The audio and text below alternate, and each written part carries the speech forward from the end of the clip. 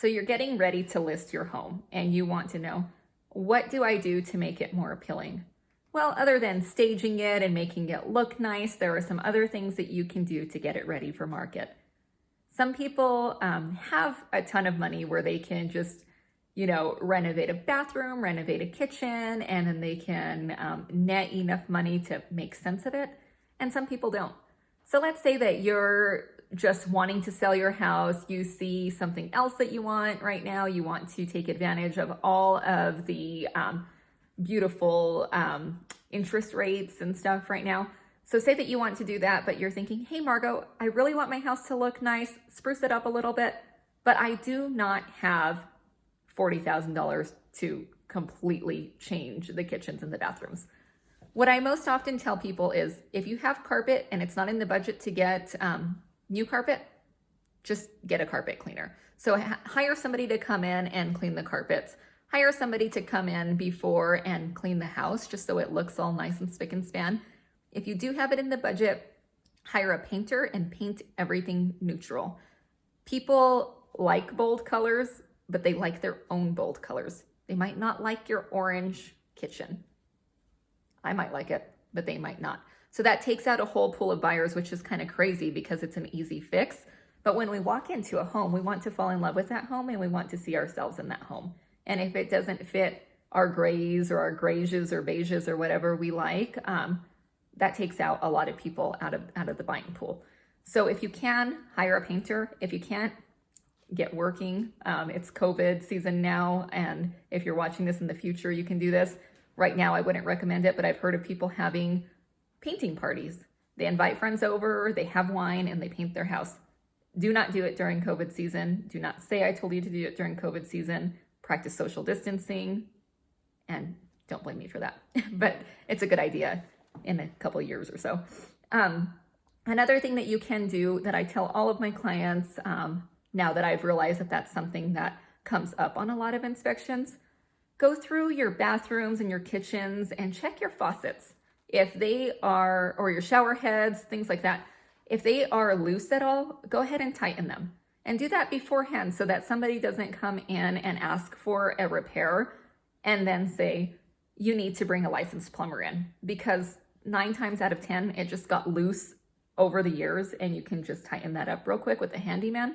Once it's under contract, it changes. You need to have somebody who's licensed to come out and fix that. Change all of your light bulbs. If there are any light bulbs out, change those beforehand. Because again, if they're not changed and an inspector comes out, the inspector is going to say, light bulb out, or light not working in the living room. Please hire a licensed electrician to come and assess the situation. So that changed from when you could buy a $1 light bulb or however many dollars it may be to having to hire a licensed electrician to come out. If you've had any, let's say, crazy wind lately, or hail or anything like that, and you have a few months to spare or a couple months to spare, call somebody out to come and look at your roof, your insurance provider, and see if they deem your roof irreparable and needs to be replaced or whatever it may be. And then you will have to pay the deductible. So that's a lot cheaper than having to pay for a $14,000 roof.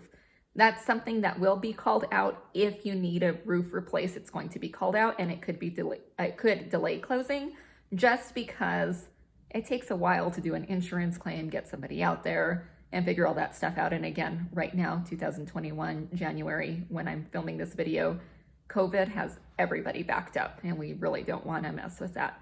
Other things that you can do is just make sure that you take out the clutter. A lot of people have clutter in their house that doesn't make it look inviting. It might be fine for you. I have clutter in my house too. I have 3 kids, but when you're selling a house, if you can, make it look like a model home and take out anything that doesn't make sense.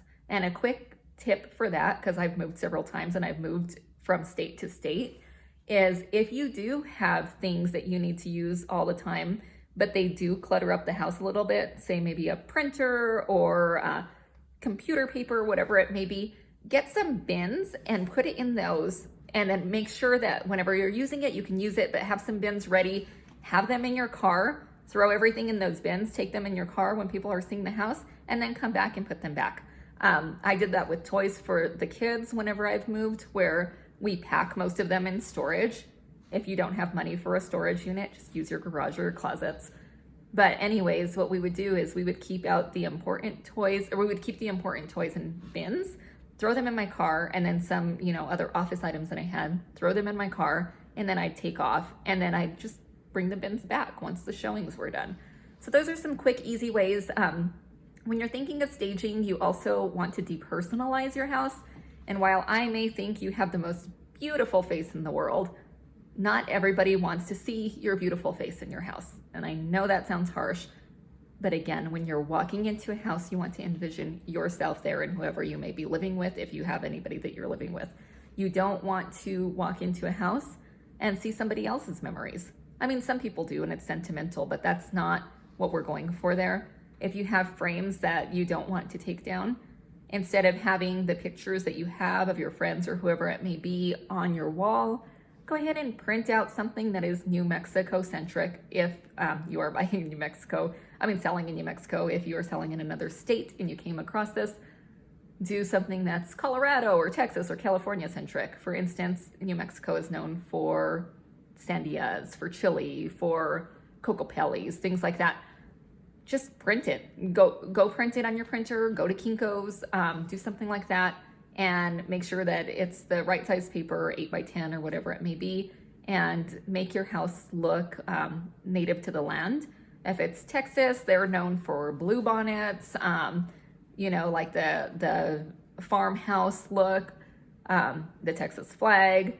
For Colorado, they're known for their beautiful mountains. They're known for their beautiful water feature, or, lakes that are so clear and stuff like that. And they're also known for beautiful cabins and bears and all kinds of cool stuff. And that Colorado flag runs deep. So try to depersonalize, but personalize locally, if that makes sense. That's all I have for you right now. If it is springtime, put some yellow flowers in the front.